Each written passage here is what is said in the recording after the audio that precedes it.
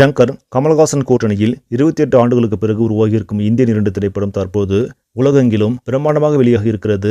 தமிழகத்தில் காலை 9 மணிக்கு சிறப்பு காட்சியாக இந்தியன் 2 திரைப்படம் திரையிடப்பட்டது. படம் வெளியான அனைத்து இடங்களிலும் ரசிகர்கள் ஆட்டம் பாட்டம் கொண்டாட்டத்துடன் சிறந்த வரவேற்பை கொடுத்து படத்தை கண்டுகளித்து வருகின்றனர்.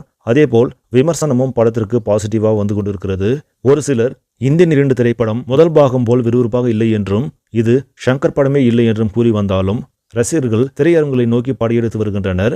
தற்போது கிடைத்திருக்கும் தகவலின்படி இந்தியன் 2 திரைப்படம் முதல் நாளில் உலக அளவில் கிட்டத்தட்ட 200 கோடி வரை வசூலிக்க வாய்ப்பிருப்பதாக பாக்ஸ் ஆபீஸ் வட்டாரங்கள் தெரிவிக்கின்றன.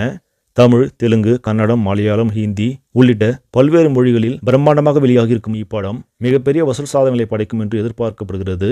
சரி நம்பளே, இந்த செய்தி உங்களுக்கு பிடிச்சிருந்தா லைக் பண்ணுங்கள், ஷேர் பண்ணுங்கள். மறக்காமல் நியூஸ் இன்ஃபோ தமிழ் சேனலை சப்ஸ்கிரைப் பண்ணுங்கள். அடுத்த வீடியோவில் சந்திக்கலாம். நன்றி.